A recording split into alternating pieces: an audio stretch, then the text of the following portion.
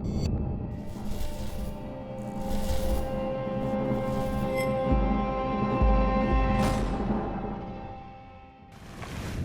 right, hold on, let's get rolling. This week on Kentucky Afield. I think I'm gonna start off with a swim bait. April is full of opportunity in the Commonwealth, one of which is catching big pre-spawn bass. Whoa, this is a good one. That's better than good, Chad. We're on Dale Hollow Lake with fishing guide and author Bobby That was Gentry. back-to-back cast. A 414, and what do we got here? 5. Next, everyone knows the importance of habitat, but not everyone knows the best way to achieve it. We're setting fire to eastern Kentucky. Then, we just had to show a turkey hunt on opening weekend, so we're tagging along with Emily Hogue as she looks to bag her very first bird.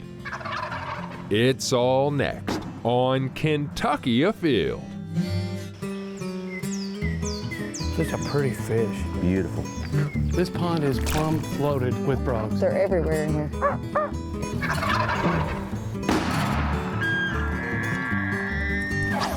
Yeah, this is a good fish right here. Really good fish. Come here, girl. Yeah, boy. That's a big rabbit. Nice job. Yes! Yes! My first muskie. Mercy Leo! Yeah, look at it, it's a keeper. There it goes. Boom! Wow, that happened fast.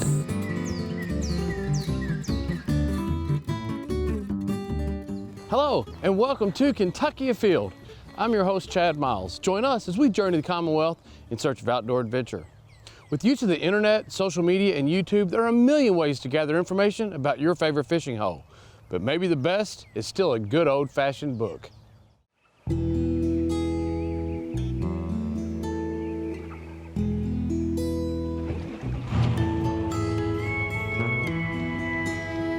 Today I'm out here on beautiful Dale Hollow Lake with the gentleman who wrote the book about fishing Dale Hollow Lake, literally. It's been quite a good experience. I've had people say, when are you going to do a book? And, I said, well, I probably could write one, but I got to have somebody help me. So I've done stuff with Ed Harp with Bassmasters. We took all the questions that's been asked over the years and put down into print.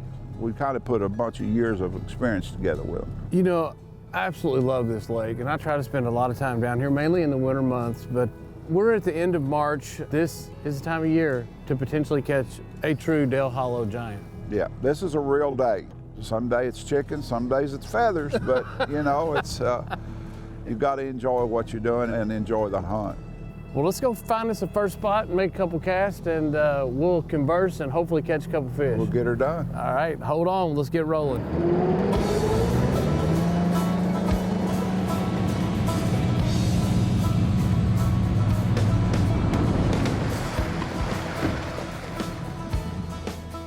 So Bob, what are you gonna start off with? I'm gonna throw a spinner bait just a little bit, make a little bit of noise. All right, I think I'm gonna start off with a swim bait. Bob, we got about 52, 53 degrees.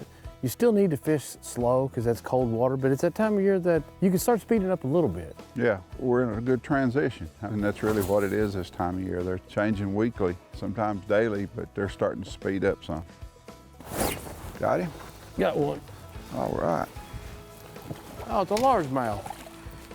Caught a greenfish today.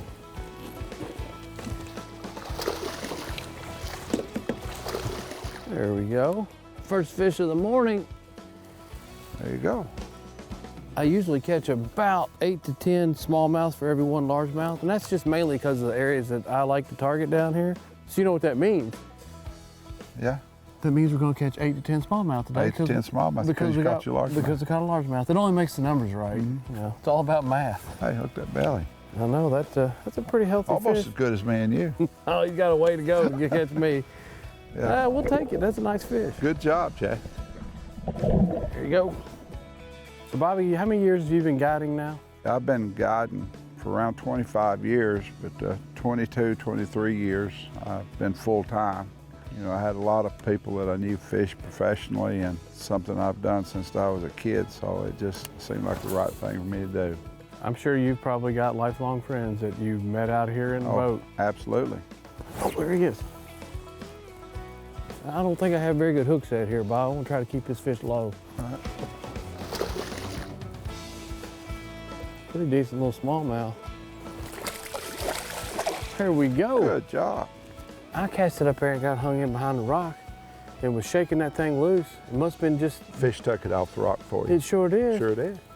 Well, here we go. It's a pretty smallmouth. Hey, you know what? Considering these conditions, if we can get a couple bites when this water is flat, Think what's going to do when the wind blows. it'll only get better when we It'll get only some get better. wind.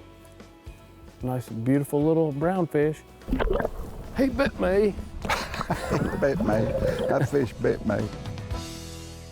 You know, Bob, one of the interesting things about your book is you talk about different structure. In your opinion, when is the best time to fish some of the different structures? When you're fishing a highland reservoir like what we're fishing here in Dale Hollow, a lot of times your points are going to reach about any depth there is because they taper out. Mm-hmm. You know, it just helps pinpoint areas to fish by using the thermocline during the summer.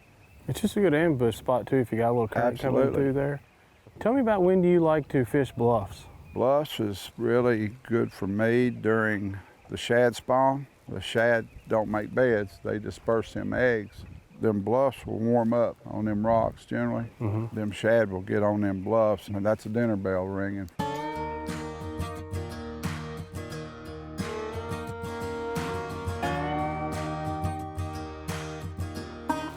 Uh-oh, we got a fish on.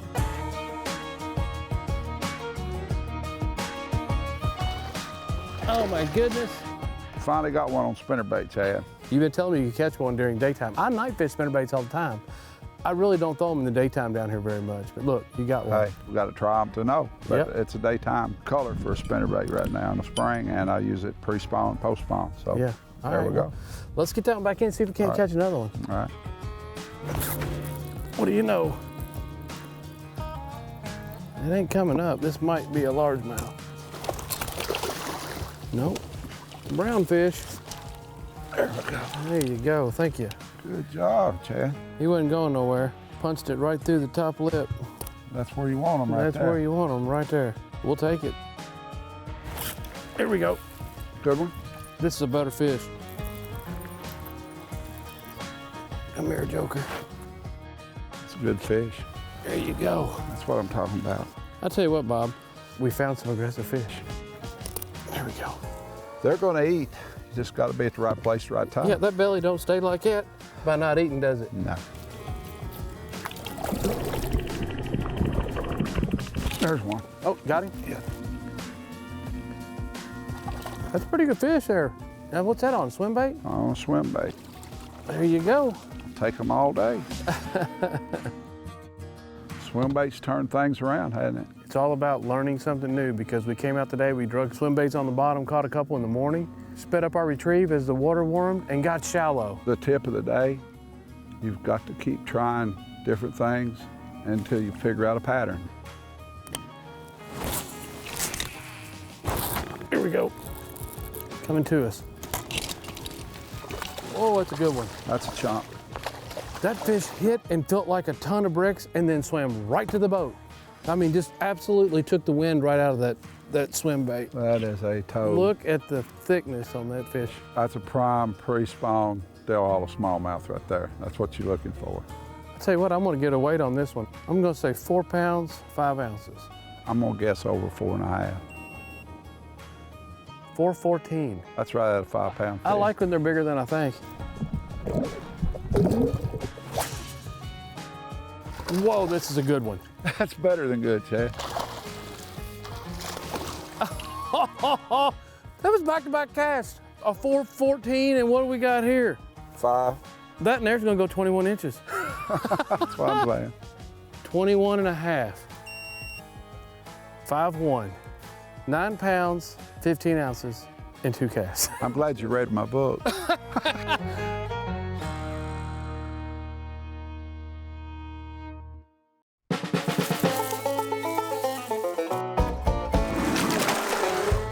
So I'm here with Olivia Dangler, and you're with R3. Yes. What is R3?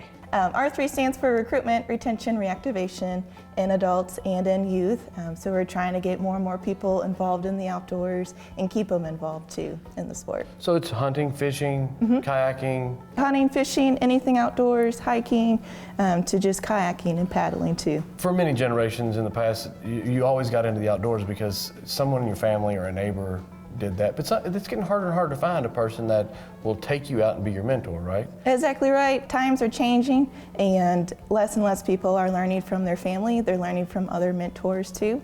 So having new programs like Become an Outdoor Woman, Field of Fork, and Hook and Cook can help add people into hunting and fishing in the outdoors. So I spent a little bit of time with Becoming an Outdoor Woman, but tell me what that program's all about. Become an Outdoors Woman, it's for participants 18 years and up, primarily for females, but they learn hunting, fishing, and anything in the outdoors. And then Field of Fork? Field of Fork, exactly what it sounds like, where adults 18 years and up who may never had hunted before or have hunted just a few times can learn more about the featured species. Those workshops are usually incorporated with a hunt, and the participants are paired with a mentor, a skilled mentor in the field. Okay, and the third program? Third program is Hook and Cook, where participants are 16 years and up, and they either have no experience fishing or they want to learn how to process what they catch. So if you have interest in learning how to hunt or fish, you can go to the department's website and find out what the next step is to becoming successful hunting or fishing. Yeah, exactly right. You can go onto our website, click on the education tab. From there, you'll say learn to hunt, fish, and shoot.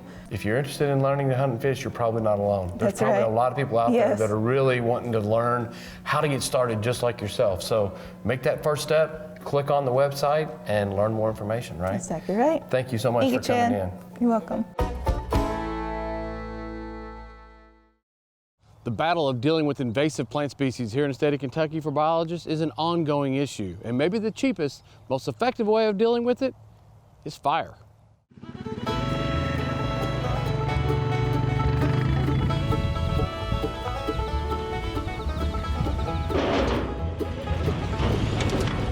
We're on the original release site. This is the old Starfire mine. This is also the spot where we did the helicopter capture this winter, where we captured adult cows and put implants in them to come back later in a couple of months and try to catch calves and be part of that monitoring study for adult cow survival and calf survival. We're going to be doing prescribed burns today up here, try to improve some habitat, try to get rid of some autumn olive, get rid of some of the unwanted plants that we have, and promote growth of native vegetation and some cool season grasses that will provide better forage for elk up here.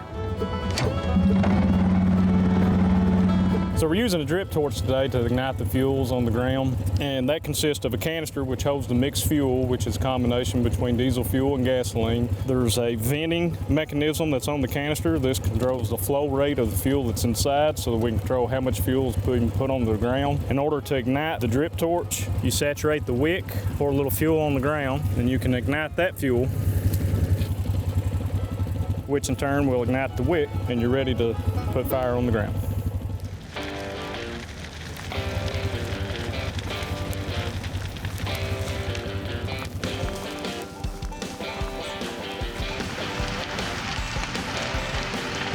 So this is one unit of 4 that we're going to get to today. This is our largest unit of 200 acres. And what we're actually doing here right now is we're getting a lot of black. We're kind of on a downwind side of things. So we'll make sure we're going to get a lot of black before we send our head fire up to this side of the unit. And basically what that's going to do is set back plant succession. We got a lot of non-native species in here, like Cerisa, Lespedeza, autumn olive, and we want to make sure that we keep our open areas open. In East Kentucky, we have a lot of areas that are predominantly wooded timber, and a lot of wildlife benefit from these open areas. Fire is a necessity to do that.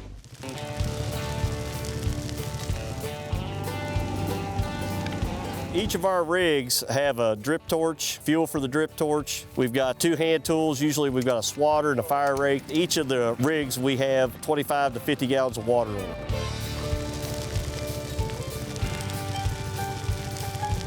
What we got going on here, as you can imagine, on our reclaim areas, there can be gas wells or gas lines that pop up out of the ground. So what we're doing right now, as you can see, we're blacking out to protect a gas line that pops up just in front of me here. What we're doing is we're blacking out all the way to a hard break on this side, and then this side we're also going to a road that is a hard break just down below us. So we want this gas line to be protected at all costs.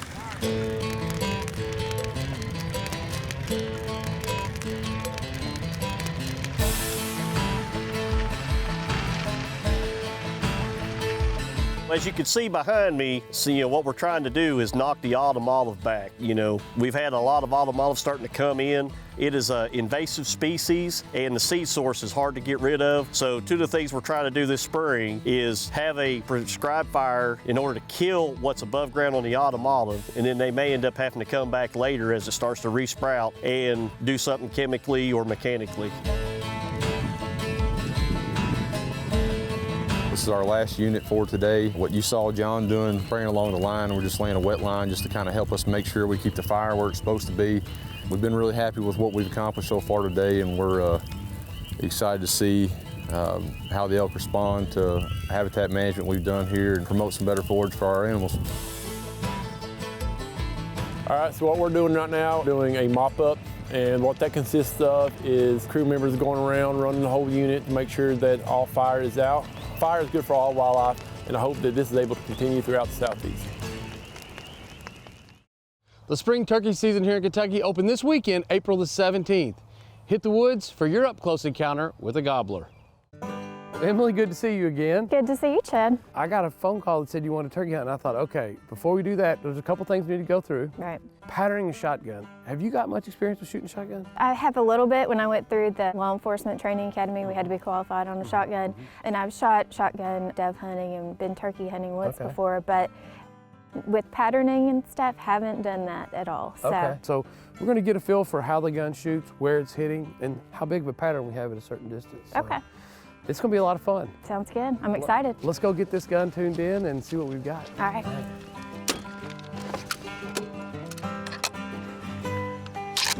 Go ahead and take the safety off when you feel comfortable, and we'll be ready to fire our first shot. Oh my, that looks pretty good. Hey, that was pretty good. That covered it up pretty good. Let's walk down there and take a closer look. Right in here's the vast majority, but you got enough kill shots in there that you're good to go. Looks like we just need to get a turkey in front of you. Exactly.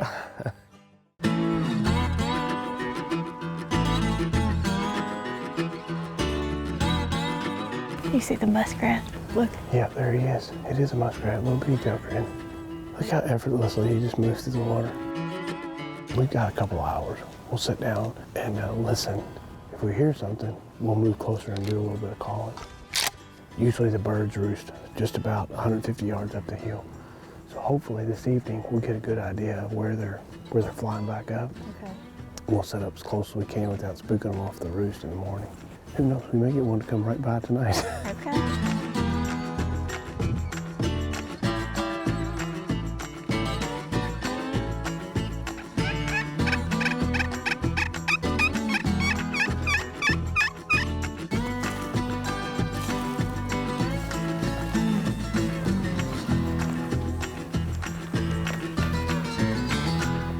Well, so we got in here last night, and we heard a gobbler go up to roost. We think we know right where they're at.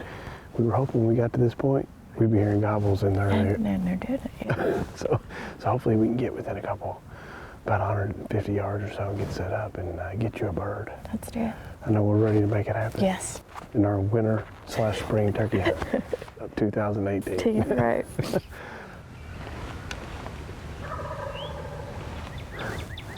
There's 2 or 3 gobblers, yeah.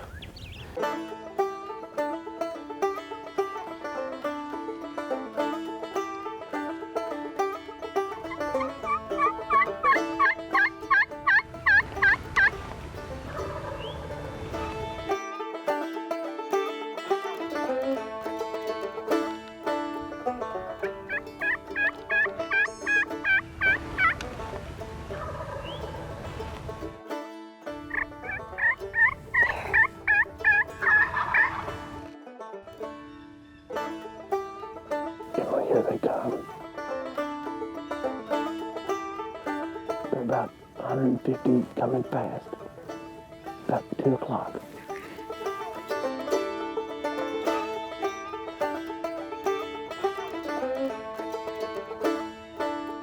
Emily, get ready. Here they come.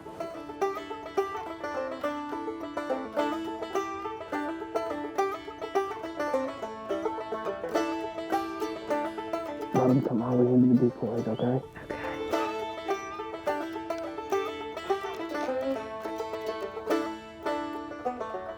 Get ready.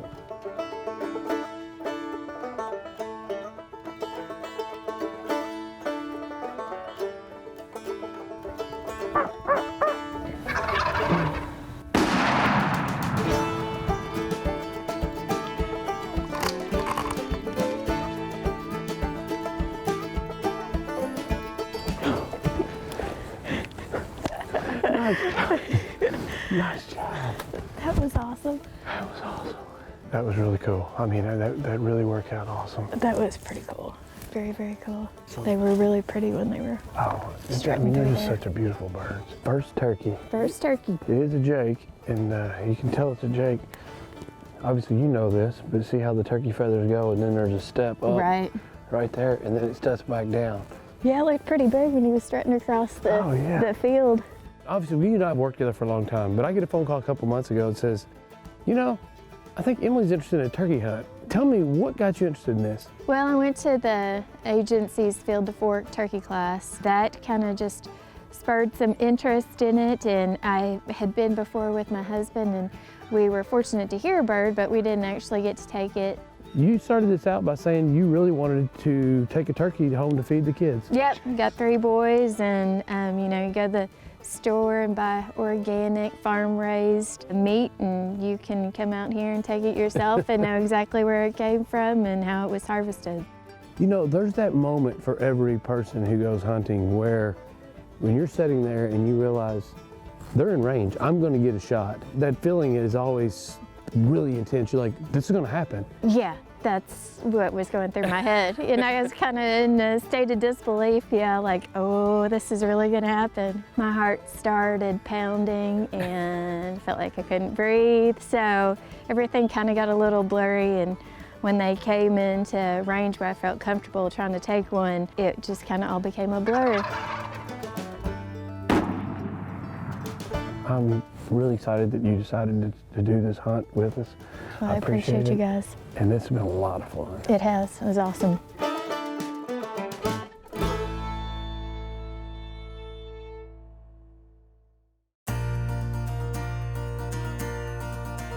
Now let's check in and see who else has been out having fun in this week's Ones That Didn't Get Away. 6-year-old Harper Purnell has 2 handfuls of Green River white crappie. Nice job. Here we have Cherokee Rowland of Mount Sterling, Kentucky with a nice deer, an 8-point buck taken off his uncle's farm. Michaela Bell and her stepdad Mike Vaughn with her very first buck, a nice 7-pointer from Lincoln County, Kentucky. Trip Champion here with his dad from Verona, Kentucky, who took a nice buck from Nelson County. This deer was taken with a 300 blackout. Here we have a picture of Jason Stam with his first trout ever, a 12-inch fish that was caught at Washington Lake Park in Maysville, Kentucky. Nice job. Here we have a picture from Lewis Graham of White Mills, Kentucky. This white bass here was caught on Nolan Lake. The bass are starting to run. Nice job. Check out this fish, a nice 23-inch long walleye caught by Charlie Gibbs. This fish was caught from the Nolan River. Nice job. Here we have Owen Justice with his very first catch of 2021, a nice red ear sunfish. This fish was caught in a farm pond in Pike County. Here we have Charles Farley with help from his daughter Samantha holding a beautiful largemouth bass that weighed over 7 pounds. Nicole Benz has reason to be excited. Check out the size of this bluegill she caught at a friend's farm pond. Nice fish. Here we have Payson Bryce Newsom who killed his very first deer in Lawrence County. This deer was taken with a muzzleloader. 7-year-old Silas Harden of Flaherty, Kentucky took his first squirrel at a hunt on Fort Knox. Nice job. April is a beautiful time to be outdoors here in the state of Kentucky. The woods are coming alive and the fish are biting. Get outdoors and make your own adventure. And remember, hunting and fishing on private property is a privilege. Always ask permission and thank the landowner. Until next week, I'm your host, Chad Miles, and I hope to see you in the woods or on the water. If you hold a Kentucky hunting or fishing license, then you have helped make possible Kentucky's wildlife management areas. Places to hunt, fish, birdwatch, or just let your mind wander. With nearly 100 dotting the Commonwealth, put wildlife management areas in your sights and see more of what makes Kentucky's outdoors outstanding. Get all the info online at fw.ky.gov.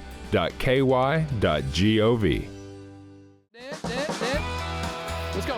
More Kentucky Afield is available at your fingertips. Whether by smartphone or computer, you'll find exclusive content and behind-the-scenes videos on our social media pages. Give us a like or follow to stay in the woods and on the water longer when you subscribe to us on YouTube, Facebook, and Instagram. Just search Kentucky Afield on your favorite app.